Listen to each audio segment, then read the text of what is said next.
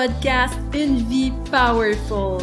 Je souhaite faire de ce monde une terre d'accueil pour les hypersensibles parce que s'aimer avec magie, ça existe.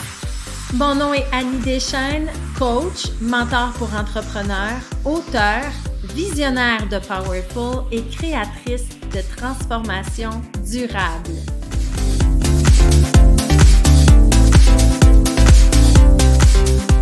Pour créer une vie riche de sens et amener de l'amour, de la paix et de la joie dans mes relations, ça commence ici. Parce que la vie est un petit voyage, soyons powerful.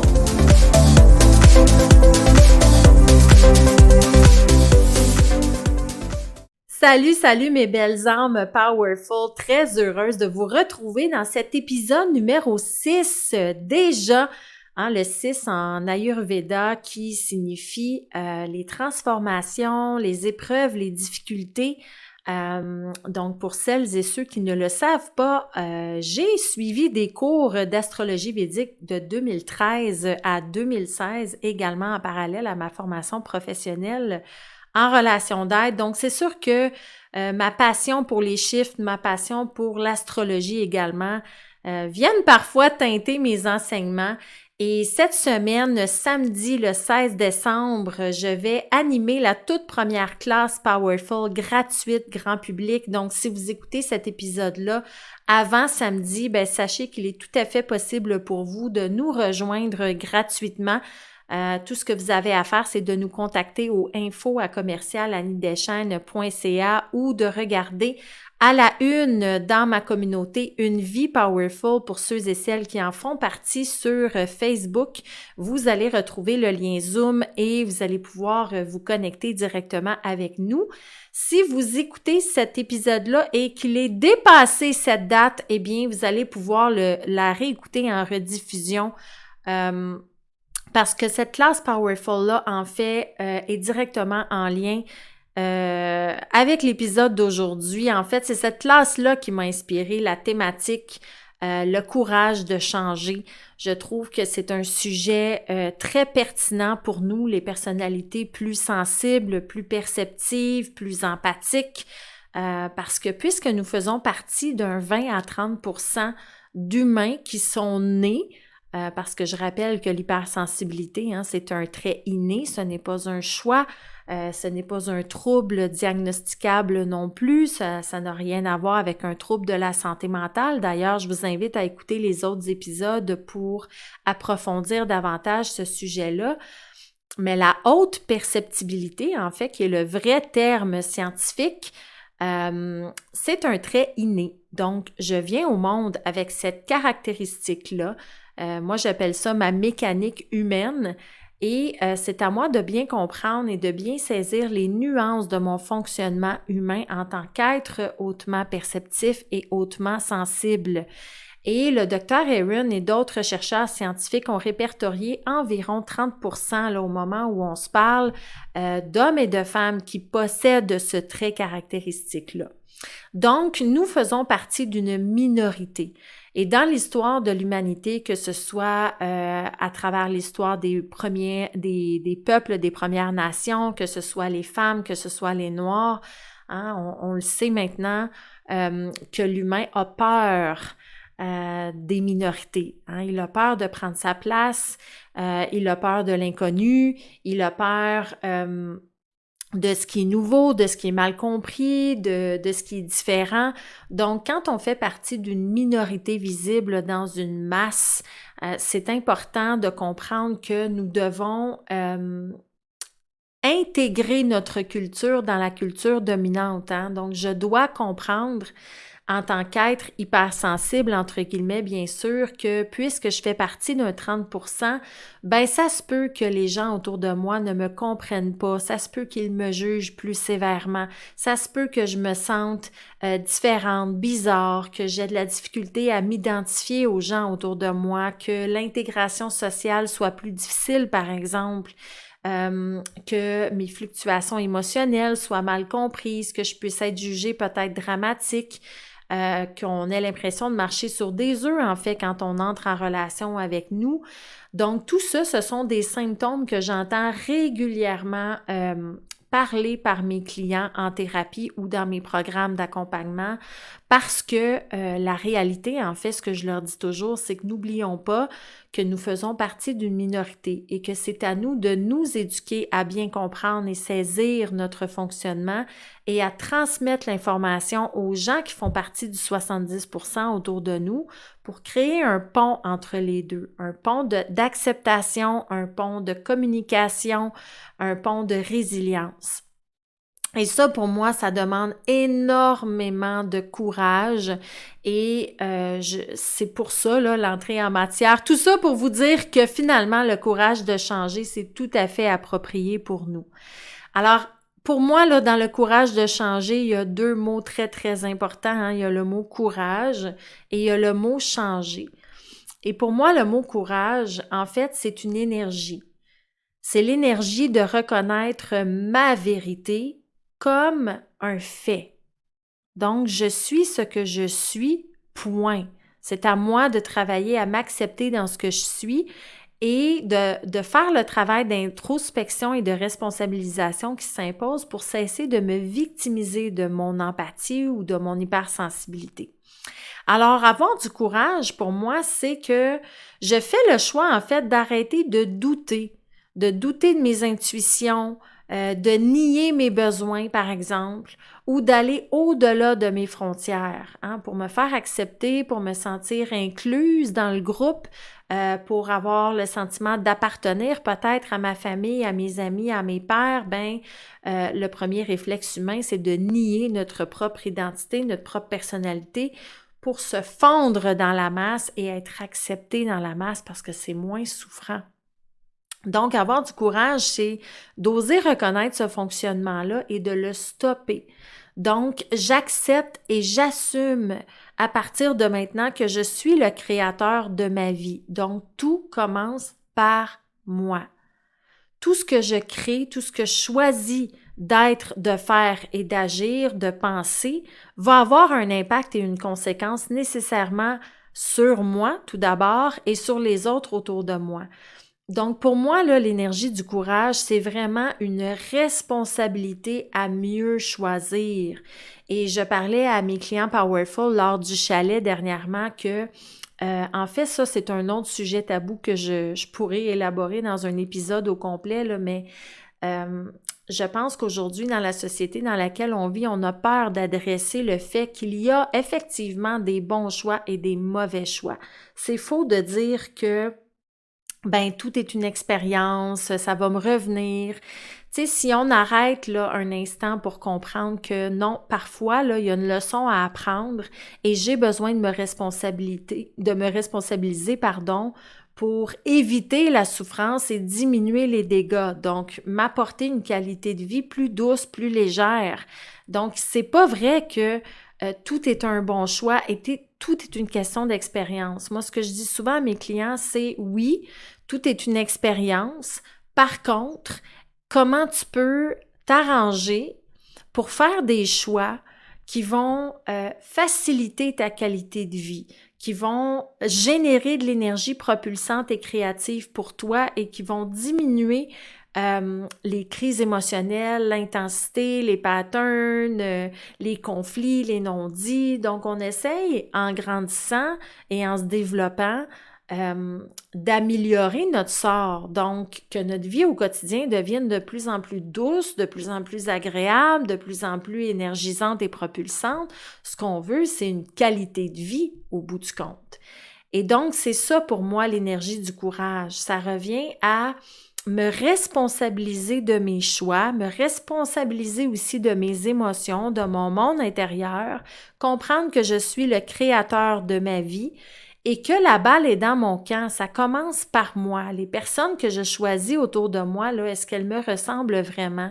Est-ce que Elles répondent à mes 4 valeurs infranchissables. Est-ce que mon travail, mes loisirs, ma maison, ma façon de dépenser, ma façon d'économiser, mon hygiène de vie, la façon que j'ai de prendre soin de mon image, de mon corps, de ma santé globale, est-ce que ça me ressemble vraiment ou si je manque de courage, d'honnêteté et d'humilité à aller voir où est-ce que je fuis mes responsabilités. Et je le sais que c'est pas un sujet sexy. Il y en a peut-être parmi vous qui m'écoutez en ce moment, puis vous grincez des dents, là, en train de dire « Ah non, elle n'est pas en train de nous dire que c'est de notre faute, ça, c'est pas vrai. » C'est vrai que c'est souffrant pour l'humain de se faire dire ça. Mais en même temps, c'est tellement plus libérateur. La journée où moi j'ai compris que, exemple, la trahison, c'est un système relationnel, la trahison. Donc, quand je vis des trahisons régulièrement dans ma vie ou dans mon existence, c'est parce que j'entretiens le système. Je me trahis moi-même avant d'attirer la trahison dans ma vie. Donc, quelles sont les zones dans votre vie actuellement où vous vous trahissez? Pas parce que vous n'êtes pas intelligente, pas parce que vous prenez pas soin de vous, pas parce que X, Y, Z jugement envers vous, hein, en passant. C'est ce que je dis souvent à mes clients, la congruence, la cohérence de vivre, amener un sens à notre vie, la responsabilité, c'est un processus de vivre, c'est un processus développemental. Donc, ça prend des prises de conscience, ça prend de l'acceptation, ça prend de la responsabilisation, donc ça prend du temps. Il faut réfléchir et notre rôle en tant qu'humain, en fait, c'est d'amener l'inconscient au conscient. Donc, on n'est pas toujours conscient qu'on se trahit, on n'est pas toujours non plus clair envers nous-mêmes. Parfois, on ne sait même pas ce qu'on a besoin, ce qu'on veut. Donc, ça demande vraiment un temps d'arrêt, un temps de réflexion pour bien se connaître. Donc, ça, c'est vraiment un processus. Et je tiens à le dire pour amener un peu plus de douceur dans cet épisode-là, qui peut être un peu plus carré, mais en même temps, c'est important pour moi de vous dire que c'est avec amour de soi, ouverture envers soi, accueil envers soi que ce processus-là doit se faire. Mais en même temps, moi, ce que je veux pour vous, c'est qu'on se jase des vraies affaires et qu'on arrête de nier, de fuir ou de renier une responsabilité qui est la nôtre. Donc, si je résume le mot courage, pour moi, cette énergie-là, c'est vraiment une rencontre intérieure avec moi-même, dans l'humilité, dans l'honnêteté, de me dire les vraies choses, de scanner et de faire une lecture claire et véridique de ma vie et de sonder les aspects de moi ou de ma vie qui ne sont pas en harmonie avec mes valeurs, qui ne fitent plus avec ce que je veux créer pour mon avenir. Et donc, ça me demande à reconscientiser mes nouveaux besoins, à redéfinir mes nouvelles frontières, à peut-être m'ancrer dans un mot courageux pour 2024 et à oser faire des nouvelles actions inspirantes, imparfaites pour l'année qui s'en vient. Alors, le courage de changer, vous voyez, hein, je viens de passer plusieurs minutes juste à parler du mot courage. On pourrait en parler en long et en large et c'est pour ça que je vais animer une classe uniquement là-dessus, donc elle sera disponible également tout à fait gratuitement à la rediffusion. Donc, je vous invite à l'écouter grandement parce que c'est une classe qui, juste avant le temps des fêtes et la fin de l'année 2023, ou si vous l'écoutez plus tard, là, dans l'année 2024, ben c'est toujours le temps de s'arrêter pour faire un bilan de notre vie émotionnelle, un bilan de notre vie spirituelle. C'est d'autant plus important pour nous, les personnalités hautement sensibles, parce qu'on ressent fortement tout ce qui est autour de nous, parce qu'on est directement influencé par notre environnement. Donc, c'est encore plus vrai pour nous. Le réajustement est nécessaire. Alors, dans le courage de changer, il y a aussi un autre mot-clé très, très important, hein, le mot « changer ». Donc, pour moi, le changement, c'est une énergie de mouvement. Donc, c'est une action, c'est une transformation qui part d'un point A pour me rendre au point B. Donc, le fait de changer, ça implique aussi une perte. Quand je change quelque chose, ben il y a des fortes chances que je perde quelque chose en cours de route dans ce changement-là. Donc, s'il y a une perte, il y a forcément aussi un gain. Et la question que je pose souvent à mes clients qui sont plutôt en résistance par rapport au changement, et ça aussi, hein, c'est typique des personnalités empathiques, on a tendance à s'attacher à ce qu'on aime, puis à avoir peur du changement, à avoir peur de ce mouvement-là parce qu'on est bien ancré souvent dans ce qu'on connaît, et c'est plus stressant ou anxiogène pour nous de faire des grands changements de vie. Parce qu'on est émotionnellement impliqué directement et on ressent les choses d'une manière plus intense que le 70% d'humains qui ne sont pas nés avec ce trait-là. Alors, la question que j'ai envie de vous poser, c'est de quoi avez-vous peur si vous embrassez le changement qui s'impose? Hein, on a parlé tantôt d'avoir le courage d'adresser les vraies choses et de regarder en face ce que je n'ai plus besoin dans ma vie et d'agir en cohérence avec ça. Donc, faire des nouvelles actions qui vont être beaucoup plus sains et respectueux pour moi aujourd'hui parce que j'évolue en tant qu'humaine. La Annie d'hier n'est plus la Annie d'aujourd'hui. Donc, de quoi j'ai peur par rapport à ce changement-là? Hein? Qu'est-ce que j'ai peur de perdre, en fait? Ça, c'est une question que j'ai envie de vous poser. Parce que souvent, les clients que j'accompagne dans mes programmes vont bloquer à cette étape-là. Ils vont manquer de courage parce qu'ils ont trop peur de perdre certaines personnes, perdre de l'argent, perdre leur dignité. Ils vont avoir peur de se tromper, par exemple. Ils vont avoir peur que leurs enfants ne leur parlent plus. Ils vont avoir peur de changer leur cercle d'amis, de se ramasser tout seul. Donc, il y a plein de peurs qui s'activent à l'intérieur de nous quand il s'agit d'une perte. Et ça, c'est important d'aller adresser ce côté ombre-là un peu en soi. C'est très, très, très important parce que si je fais juste focusser sur le gain, ben à un moment donné, la motivation au courage n'est plus suffisante pour passer à l'action. Écoutez-moi bien, là, c'est important ce que je vous dis là. La motivation et le courage n'est plus assez fort pour nous amener dans l'action du changement si je ne fais que focusser sur le gain, sur mon objectif ou sur le résultat souhaité. Parce que pour nous, en tant qu'être empathique, si on ne va pas plonger également au cœur de notre anxiété, de nos stress et de nos peurs, ben ce ne sera pas complet comme exercice et ce ne sera pas suffisamment fort pour nous faire sentir en sécurité et embrasser le changement qui s'impose dans notre vie. Et là, j'ai la prière de la sérénité qui me vient en tête. Mon Dieu, donne-moi la sérénité d'accepter les choses que je ne peux changer, le courage de changer les choses que je peux et la sagesse d'en connaître la différence. Donc, c'est important aussi de comprendre ça, qu'il y a certaines choses que je ne peux pas changer. Je ne peux pas changer mon chum, je ne peux pas changer un autre humain autour de moi. Donc, si ses comportements, sa façon de faire, sa façon d'être me déplaît, me dérange et va contre mes valeurs, ben j'ai deux choix à faire. Ça revient encore au bon ou au mauvais choix qu'on parlait tantôt. Ben, soit que je l'accepte tel qu'il est et que je me respecte davantage dans mes besoins et mes limites, donc je mets des conséquences, puis je continue d'avancer dans la création en tranquillement, pas vite, reprenant mon pouvoir d'affirmation, ou ben si je suis vraiment malheureuse puis que je suis pas bien, que je subis une certaine forme d'attaque ou d'agression, ben je dois avoir le courage de changer les choses que je peux.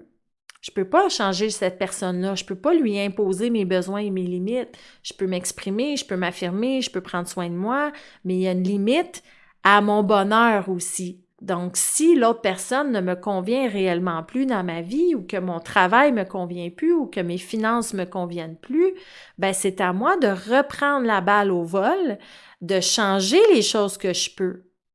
Alors, comment je vais m'occuper de moi maintenant que je sais que l'extérieur, mon environnement, ne changera pas? Est-ce que je vais avoir le courage de me choisir, de peut-être quitter mon emploi, de peut-être tasser une relation et de me choisir vraiment dans ce que j'ai le contrôle et le pouvoir de transformer? Et bien sûr, la sagesse d'en connaître la différence. Alors, juste cette prière-là qui pour moi, est ma préférée et de loin parce qu'elle est très complète psychologiquement, émotionnellement et spirituellement, hein, cette prière-là, parce qu'elle nous renvoie à, humainement, j'ai des choix à faire, je peux prendre soin de moi, je peux incarner le changement que je veux voir apparaître chez les autres, je peux connaître mieux mes besoins, je peux affirmer plus mes frontières, je peux prendre davantage soin de mon hypersensibilité. Je peux éduquer les autres autour de moi à comprendre mon univers d'hypersensible. Donc, il y a plein de choses que je dois mettre en place moi-même d'abord avant d'imposer un changement à l'autre. Et ensuite, la réelle discussion de est-ce que je suis encore bien dans mon environnement? Est-ce que ça me ressemble réellement? Ça, c'est la sagesse, hein, d'oser faire des choix congruents pour soi et ne plus avoir peur du changement que ça va apporter dans notre vie. Parce que dans tout changement, je le répète, il y a une perte et il y a un gain. Alors, quelle est la perte que vous allez subir et quel est le gain qui va vous faire grandir? Et parfois, là, j'ouvre une parenthèse, moi, cette année, j'ai fait un choix déchirant qui m'a demandé beaucoup de courage, qui a amené énormément de changements aussi dans toutes les dimensions de ma vie. J'ai choisi de changer ma formule amoureuse cette année. Hein, je me suis rendu compte que finalement, moi, puisque je suis en relation d'aide, que je suis une hypersensible, mais j'ai besoin de me régénérer dans un environnement qui me ressemble et que ce n'est plus négociable. Donc, partager mon espace à temps plein avec mon amoureux, ce n'était plus possible pour moi. Et c'est pas de la faute de mon amoureux, en fait. C'est un besoin clair qui a émergé à l'intérieur d'Annie. Alors, ça m'a amené une nouvelle limite. Qu'est-ce que je fais de ce besoin-là? Est-ce que d'avoir juste un espace dans la maison, c'est suffisant?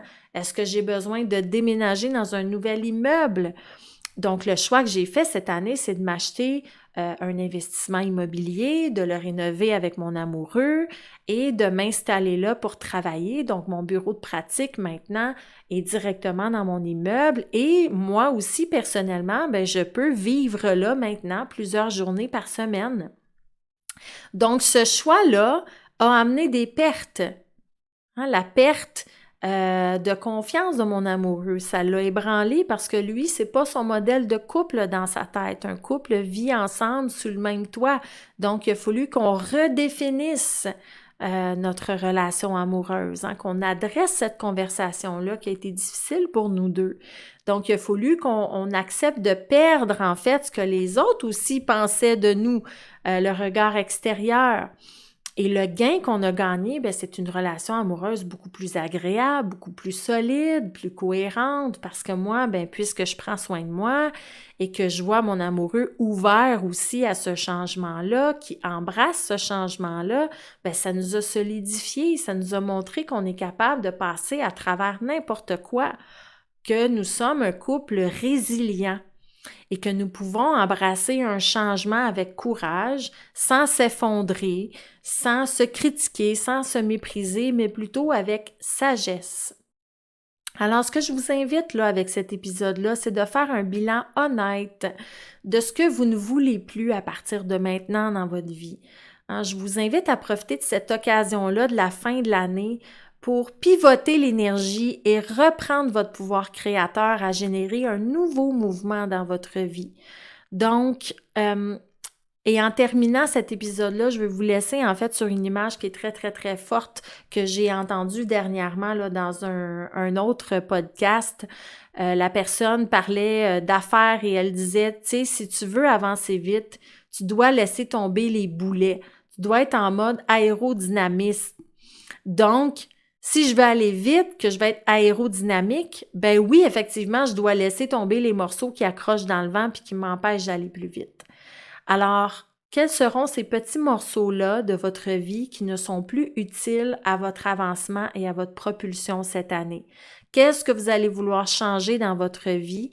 Et allez-vous trouver le courage, en fait, d'embrasser ce changement-là? Parce que si vous regardez votre vie actuellement, est-ce que vous êtes en train de devenir la personne que vous souhaitez réellement devenir? Est-ce que quand vous regardez votre vie autour de vous, votre vie vous ressemble vraiment?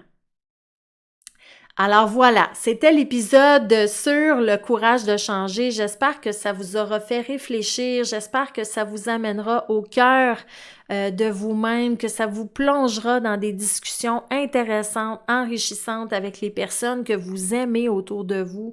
J'espère que vous allez trouver le courage aussi d'aller regarder les zones qui sont parfois plus cassantes, plus difficiles à aller aborder, mais je vous le dis, vous allez vous remercier d'avoir trouvé ce courage-là parce que votre pouvoir créateur est entre vos mains. C'est pas pour rien que ce podcast-là s'appelle Une vie powerful, parce que notre véritable puissance, c'est notre pouvoir créateur et ça commence par moi.